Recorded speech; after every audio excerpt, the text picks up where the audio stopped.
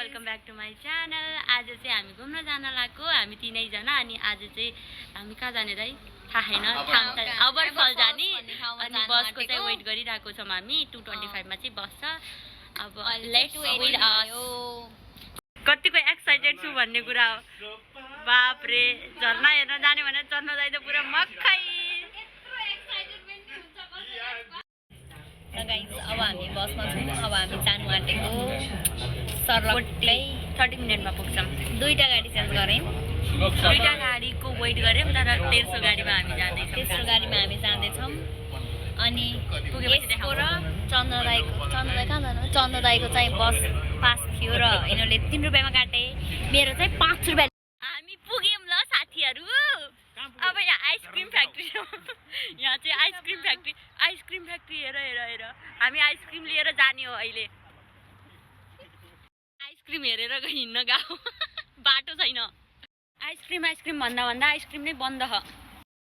यसको त आइसक्रिम खाँदै जान्छु भन्ने सपना पनि सपनै रहिगयो। हेर्नु साथीहरू, के गर्ने। आइसक्रिम फर डग्स रे भगवान, क्या जिन्दगी। हामीले त्यहाँ एकजनालाई सोधेको हो नि त दाइ, अहिले त 45 मिनट हिँड्न पर्छ रे यहाँबाट। दा दगुर्नु त, पानी पनि बोक्नु भए, चिया पनि बोक्नु भए, खानेकुरा मात्र केही छैन। 5 मिनट हिँडेर थाक्यो ऊ फेरि। हो बाप रे। ठाउँ चाहिँ एकदम राम्रो हो क्या दाइ है। फुलै फुलको बगैँचामा मेरी माया। ऊ त्यहाँ पारीको हेर्नु न, भोक लाग्यो भने त फेरि भेडा पनि छ न। भोक लाग्यो भने त फेरि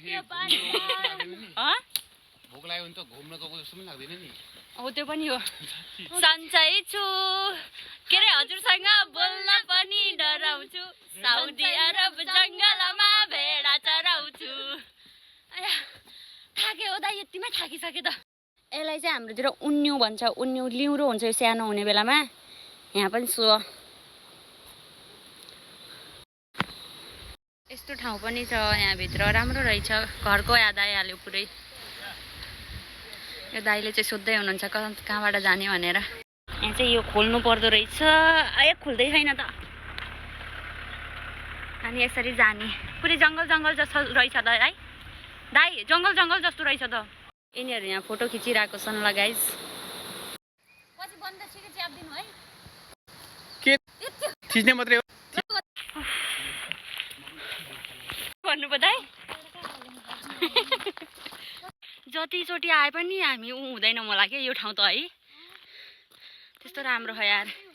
पहाडवाला याद आएको, पुरै घरको याद आएको कि मलाई चाहिँ यो पहाडको याद आएको। त्यो पारीको टावर देखेर मेरो पहाडमा के त्यो मस्त माडुको टावर थियो नि, त्यस्तै होला के फिल भएको मलाई।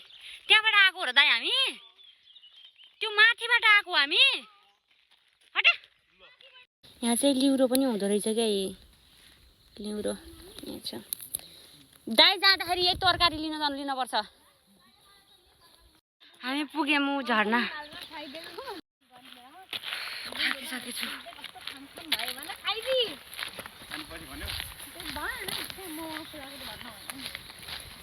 चार्ज पनि भइसक्यो मेरो फोनमा त।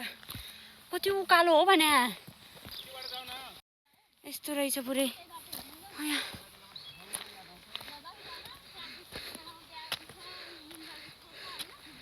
थाकिसकेको थियो यिनीहरू पुरा फोटो खिच्नमा छन्। धेरै राम्रो ठाउँ छ गाइजहरू, तपाईँहरू पनि आउनु होला। जो बेङ्गलोरमा बस्नुहुन्छ वेस्टतिर, यस्तो राम्रो ठाउँ छ, सबैजना आउनु होला भन्छु म चाहिँ। अनि यति धेरै भिडियो खिच्यौँ, यति धेरै फोटो खिच्यौँ नि हामीले त। अब उता गएर खिच्न चाहिँ बाँकी छ। Let's go. कस्तो भयो त दाइ, कस्तो लाग्यो तपाईँलाई यो ठाउँ चाहिँ? भन्दाखेरि वास्तवमा भन्नुपर्दा राम्रो छ ठाउँ है। सबैजनालाई म के सजेस्ट गर्न चाहन्छु भन्दाखेरि बेङ्गलोरमा बस्छौ हुन्छ भने चाहिँ आउनु होला एकचोटि। अमर फल, अबिर फल हो कि अमर फल हो के हो तर थाहा छैन। क्ल्यान्डिनोको बसमा आउने लाइक 25 मिनट जति लाग्छ। आउनु होला गाइजहरू, एकदम राम्रो छ। यस्तो राम्रो छ कि वा, पहाडवाला फिल आउँदैछ कि मलाई यो देखेर त पुरै। यिनीहरू चाहिँ यहाँ भिडियो बनाउँदैछन् मेरा साथीहरू। हामीले आउने बेला यहाँनिर कफी पनि बनायौँ। हाम्रो कफी बनाउने सेफ चाहिँ बबिता हुन्। पत्तलमा कफी हुँदैछ। चन्द्र दाइले धन्न कफी झरेर ल्याएको रहेछन्। धन्यवाद तपाईँलाई। अर्कोचोटि आउँदा खानेकुराहरू सबै बोकेर आउनुपर्छ साथीहरू। यस्तो राम्रो छ क्या।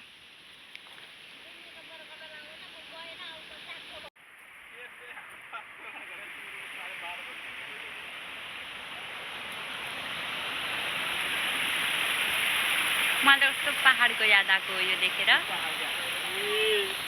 अब चाहिँ हामी फर्किँदैछौँ। एकदमै रमाइलो थियो कि नै?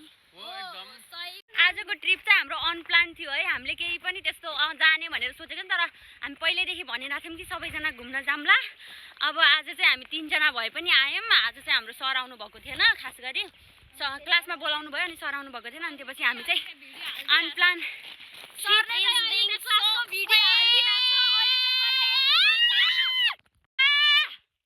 नाच बुन्टी नाच, पैसा दिउँला पाँच।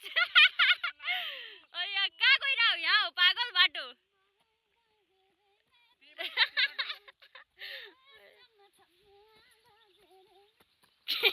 दाइले जे होस् एउटा कोक ल्याउनु भएको थियो। एक कोक होइन दाइ, यो के हो? कफी।